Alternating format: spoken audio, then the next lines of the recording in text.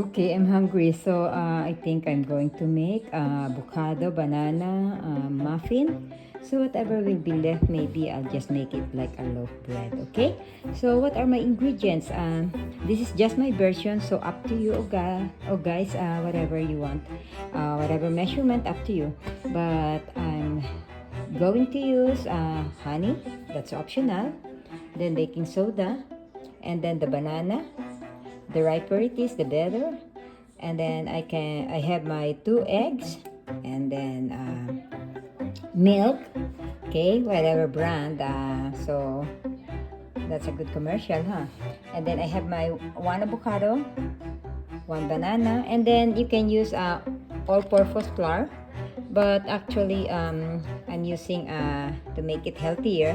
So I'm using just a cup of this all-purpose flour, and then I'll combine 1/2 cup of almond flour and 1/2 of whole wheat flour. Okay, so let's start.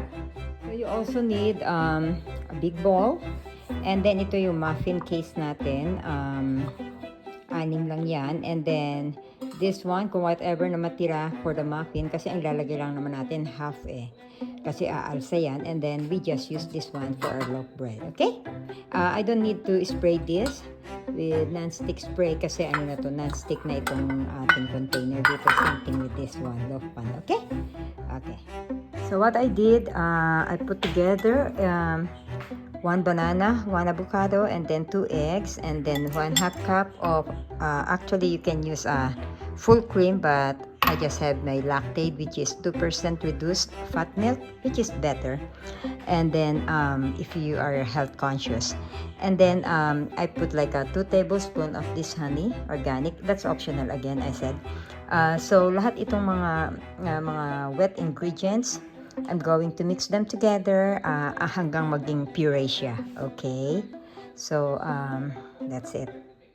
So okay, what I did is I mix itong mga dry ingredient natin, yun nga yung flour, and then nilagyan ko din ng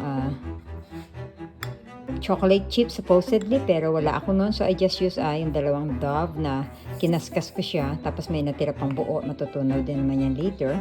And then 1 teaspoon ng baking soda, at saka ayun na, halo-haluin natin. And then yung banana tsaka yung avocado, hindi siya masyado na puree, but I like it better kasi mas chunkier siya, mas masarap, mas malalasahan mo. Okay? Okay, so pinreheat ko itong ating oven, 350, no? Okay, hintayin natin siya hanggang siya mag 350, and then saka ko ipapasok yung, ilalagay ko muna sa muffin tray. Okay. Okay, so nilagay ko na siya sa muffin tray. At yung natira, nilagay ko dito sa loaf pan. And then, ilalagay na natin siya dito sa oven natin. For 15 minutes lang, 350, 12 to 15 minutes, okay? Checkin natin siya mamaya. Okay, optional, noong mga 13 minutes na siyang binibake, nilagyan ko siya ng shredded cheddar sa ibabaw. Siguro masasarap ito, okay? That's my version, that is my option. So, up to you kung gusto nyo lagyan ng cheese o hindi, okay? Tapos, tignan na lang natin siya later. Pag natapos yung hinihintay nating oras, ilang seconds na lang, magtutusok ako ng toothpick, so I will know kung luto na siya sa loob, no? Pagka malinis yung toothpick paglabas, then it's already done. Pero kung hindi pa, tagbigan natin ng mga 1 minute. Okay? Medyo moist pa siya sa loob, hindi pa malinis yung toothpick paglabas, so dinagdagan ko na another 4 minutes, no? So up to you kung anong balak niyo. Now, tingnan natin later pagka okay na siya.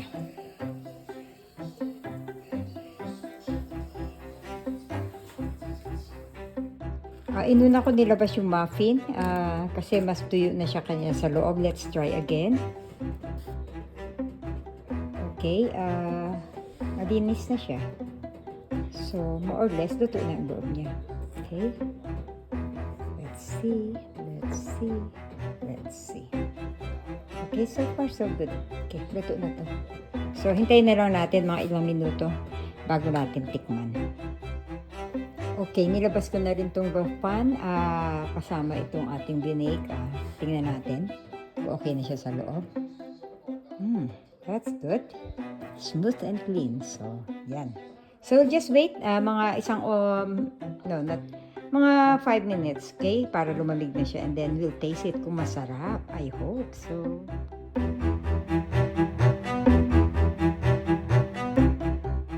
So, ito na ang ating finished product. Tikman na natin kung masarap. I hope. Okay? Tikman natin.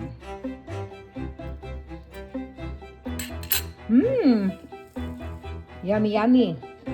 Medyo crunchy siya, pero moist yung loob. Pero lasang-lasa talaga ang ang saging. You don't need to put sugar kasi may honey na to. Tsaka yung tamis ng saging nandoon. Okay, hindi mo malasahan ang avocado, but this is really good. Really, really good. Subukan ninyo and do your own version, okay? Hanggang sa susunod na video. Thank you for watching. Bye!